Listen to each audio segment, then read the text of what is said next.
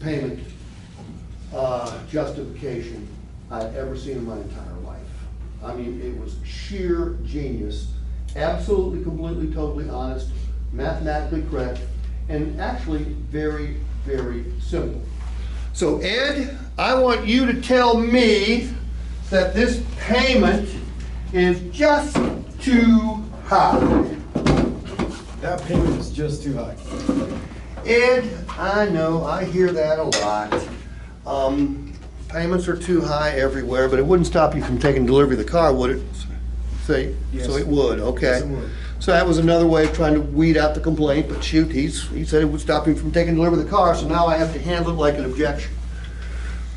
Ed, you know that this vehicle is going to depreciate, right? Yes. Not going to depreciate like it used to, but it is going to depreciate. Everybody pretty much knows that.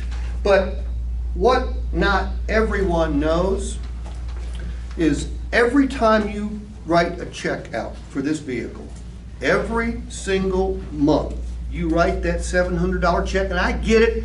You can, you just don't want to, right? That's right. Okay. See, I need to make sure that the guy can make the payment. Because if he said, Steve, no, I can't make that $700 a month payment, John, then I do have to, then now I gotta switch.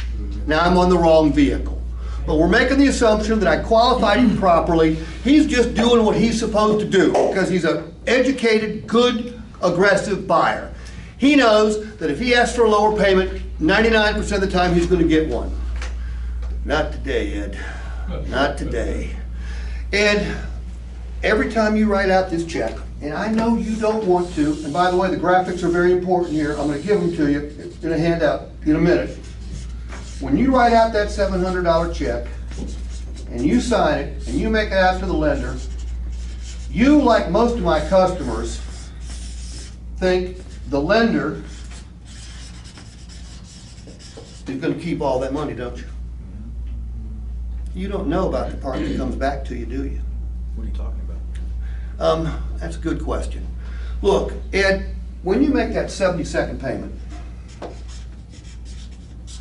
what comes back to you in the mail a couple weeks later? Another payment? Title. Oh, yeah. Yeah, When sorry. you make your last payment, Title. title comes back. Except this time it's a really cool title. It's called Free and Clear. It's got one name on it, and that name is yours. Now, Ed, this is a $48,000 vehicle. They're not depreciating like they used to. If you use it like you intend on using it, you don't do anything special, but you don't crash it, you don't trash it either, what do you think that $48,000 vehicle is going to be worth at the end of your term? 20 grand? 18 grand? Okay? Ed, you got a phone on you? Yes. Take it out of your pocket, please, and use it. Divide 20,000 by 72. 277. $278, right? Yeah. Ed, you know what that 278 represents? Not a clue.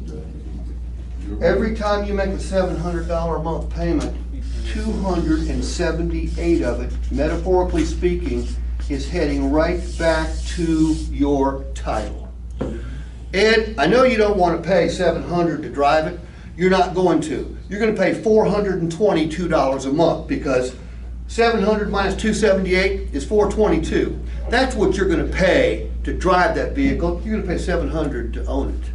Now, do you want to add any accessories or options before you take delivery? Oh, take my money.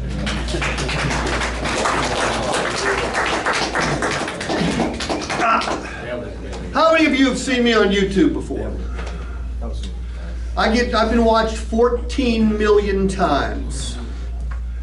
This right here has gotten me thousands of comments, emails, and I got a phone call from Alaska the other day saying, hey, thanks.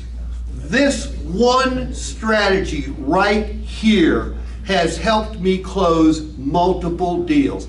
Look, you know, my whole training curriculum, whether it's working with MotorTrend stores or non-MotorTrend stores, It's all about making it easier for the customer to say yes. You've got a 3-day return policy, right? Does that make it easier for the customer to say yes? Yes, it is. You got a 7-day exchange policy. Does that make it easier for the customer to say yes? Your used cars are coming with a 12, 15 comprehensive warranty. Does it make it easier for the customer to say yes? Yep. What's easier to say yes to, $700 a month or $422? $422. Now, I don't mislead the customer. I said, no, you're going to be writing it. One guy goes, so I write a check out for $422 each month? I said, no, you're going to write a check for $700, but $278 is going back to your title every single month. What can I tell my wife? I said, all right, okay, now I'm with you.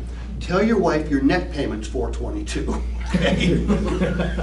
Then you're safe, because that is what your net payment is. Look, customer can make this payment. Again, if the customer can't make this payment, does this work? No. Doesn't work. We got him in the wrong car. Back to John, take the car away from him, kick him in the balls, and put him in a cheap car, all right? Spark.